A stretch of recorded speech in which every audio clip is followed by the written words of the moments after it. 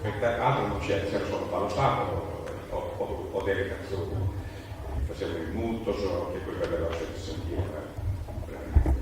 Quindi Paolo Santo era l'unica occasione per toccare la mano alla ragazza, perché altra maniera non c'è. Se per esempio io quando ero giovane, il ragazzo volevo fermare la ragazza, diceva se vuoi qualche cosa c'ho la casa. Però nel ballo era permesso, nel ballo potevi ballare, potevi stringere la mano, potevi contare, insomma, fare l'amicizia così. Se no era così, per cui volevano sempre danze. Perché il repertorio delle laurette è quasi tutto danza. Anche gli altri interpreti, sapete, camminando, ballo, perché era l'unico modo per potersi avvicinare alla ragazza. Adesso volevo fare qualche canzone salda, Moresi, che sono delle canzoni bellissime, e anche una napoletana. Per l'altro strumento, prego.